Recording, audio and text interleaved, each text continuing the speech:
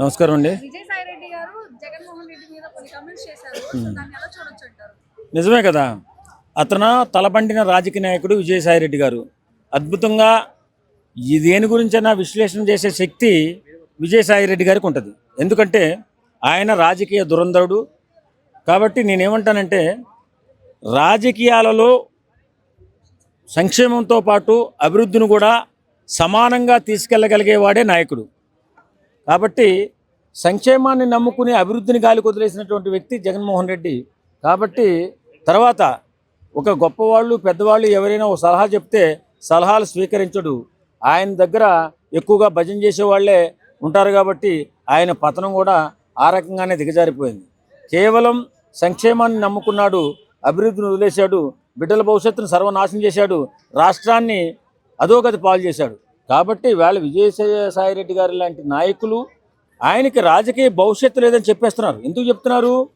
ఆయనకి పరిపాలన చేత కాదు, ఏదో భగవంతుడి దయవల్ల వాళ్ళ నాన్నగారి దయవల్ల 151 సీట్లు ప్రజలు నమ్మి ఇచ్చారు. ఆయన అద్భుత పరిపాలన చేయగలుగుతాడు, యువకుడు, యుక్త వయసులో ఉన్నాడు, పరిగెత్తి మనకి ప్రగతిని సాధిస్తాడనే ఉద్దేశంతో అందరూ కూడా ఆయన్ని నమ్మి 151 సీట్లు ఇస్తే గెలిచిన మర్నానికాడి నుంచి పరదాలు కట్టుకుని ప్యాలెస్లో ఉంటూ ప్రజల్ని సంక్షేమం పేరుతో భిక్షగాళ్ళగా తయారు చేసి, నేను అది ఇస్తున్నాను, ఇది ఇస్తున్నాను, అది ఇస్తున్నాను, అక్కకి ఇది ఇస్తున్నాను, అమ్మకి ఇది ఇస్తున్నానని చెప్పి మాటలు చెప్పి సంక్షేమాన్ని వదిలి అభివృద్ధిని గాలికి వదిలేశాడు. అప్పుడు తల్లిదండ్రులు ఊహించుకున్నారు, ఏంటి మన బిడ్డల భవిష్యత్తును నాశనం చేయడానికి పుట్టినటువంటి ఒక గొడ్డ జగన్మోహన్ రెడ్డి. కాబట్టే అభివృద్ధిని వదిలేశాడు. కాబట్టి ఇతన్ని నమ్మకూడదని ప్రజలు తిరస్కరించి 11 సీట్లు పడగొట్టి వేళ రోడ్డు మీద పెట్టారు. అది ఇప్పటికీ కూడా జగన్మోహన్ రెడ్డి పెద్దవాళ్ళ మాటలు ఎవరు వింటలేదు. ఇది కరెక్ట్ కాదండి. అన్నీ సమానంగా చూసుకుంటూ అభివృద్ధిని కూడా కాంక్షించుకుంటూ ముందుకు వెళితేనే మన భవిష్యత్తు ఉంటుందని పెద్దవాళ్ళు ఎంతమంది చెప్పినా వినడు. వెనకాల ఒక 2-3 ఉన్నారు, వాళ్ళ భజనలో పడిపోయి మత్తులో ఓడిపోయి నేను దేవుణ్ణి అయిపోతున్నాను, దేవుణ్ణి అయిపోయానని చెప్పి ఫీలింగ్లో ఉన్నాడు తప్ప, నువ్వు కూడా మనిషివే అని చెప్పి గుర్తు చేసేవాళ్ళని నేను మనిషినేంటి అనే ఆలోచనలో ఉన్నాడు తప్ప, ఇప్పటికీ కూడా భజన వింటూనే ఉన్నాడు. ప్రజాక్షేమాన్ని కాంక్షించే జగన్మోహన్ రెడ్డి అయితే ఈవేళ అసెంబ్లీకి రాకుండా ఎందుకు తప్పించుకుంటాడు?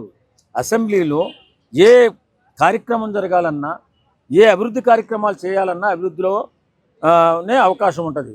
అక్కడ అభివృద్ధి చేసుకోవాలంటే అక్కడే అన్ని పనులు కూడా పుటప్ చేసుకోవడం అవకాశం ఉంటుంది.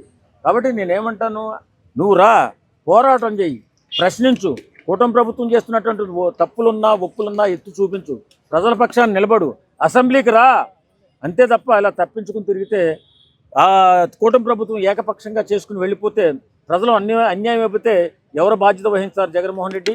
కాబట్టి నేను జగన్మోహన్ రెడ్డి గారికి ఒకటే చెప్తున్నా, జగన్మోహన్ రెడ్డి గారు ఇప్పటికైనా కళ్ళు తెరవండి, మీ చుట్టూరు ఉన్నటువంటి వ్యక్తుల భజనలు వినకండి, ప్రజల పక్షాన్ని నిలబడండి, అసెంబ్లీకి రండి, ప్రశ్నించండి, పోరాటం చేయండి, ప్రజల పక్షాన్ని నిలబడి వారికి న్యాయం చేయండి. అంతే తప్ప మీరు రోడ్ల మీద తిరిగి గాలి మాటలు చెప్తే గాలిలోనే వెళ్ళిపోతాయి, అసెంబ్లీలో అన్ని తీర్మానాలు అవుతాయి, అక్కడికి వచ్చి ప్రశ్నించండి తప్ప ఇలా తప్పించుకునే ప్రయత్నం చేసి రాజకీయాలలో మీరు ఒక దుర్మార్గుడుగా మిగిలిపోవద్దు. ఎందుకంటే ఇప్పటికే ప్రజలు మిమ్మల్ని కనీసం గుర్తించడం లేదు. మీరు రాజకీయాలలో ఆపోజిట్ పార్టీ ఉంటేనే అవతలి వాడు కూడా పనిచేసే అవకాశం ఉంది. కాబట్టి తప్పనిసరిగా మీరు రావాలి, మీరు వచ్చి ప్రశ్నించండి, పోరాటం చేయండి. కానీ ఇవాళకి కూడా ఎంతమంది చెప్పినా ఉండలేదు. ఈవేళ విజయసాయిరెడ్డి గారు ఒక మాట చెప్పారు, జగన్మోహన్ రెడ్డి నువ్వు ఇలా భజనలు వింటా ఉంటే నీకు రాజకీయ భవిష్యత్తు లేదని.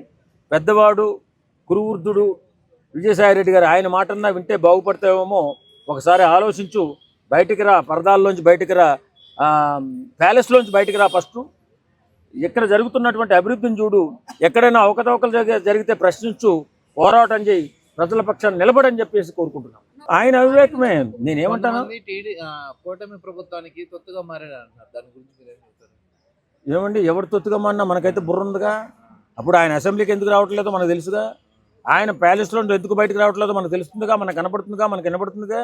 నేను ఏ విధమైన ప్రజల పక్షాన్ని నిలబడ్డవాడే నాయకుడు. అది నువ్వు అక్కడ ఉన్నటువంటి అధికారంలో ఉన్నటువంటి వాళ్ళని ప్రశ్నించు. ఇన్ని రకాల పనులు చేసుకుంటూ వెళుతున్నారు.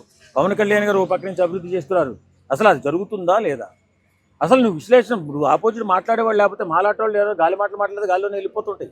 ఏదో చెప్తూ ఉంటాం, ఏదో ఇలా సోషల్ మీడియాలో అప్పుడప్పుడు వస్తుంటాం, చెప్తుంటాం. కానీ ఎక్కడైనా అసెంబ్లీకి వస్తేనే పనులు జరిగేది.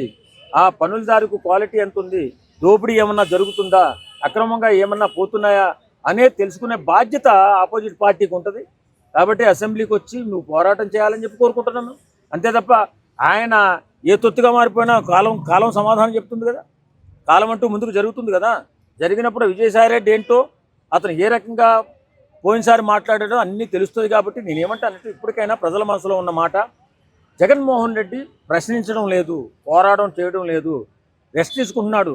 5 సంవత్సరాలు ఎలాగా ప్యాలెస్లో రెస్ట్ తీసుకున్నావు, నీకు పూర్తి రెస్ట్ ఇచ్చారు. కానీ ఇప్పటికైనా నువ్వు తెలుసుకుని మీ చుట్టుపక్కల ఉన్నటువంటి మీ భజన పరుల మాటలు వినకుండా పబ్లిక్లో రా, కష్ట నష్టాలు తెలుసుకో, మళ్ళీ ముందుకు రా.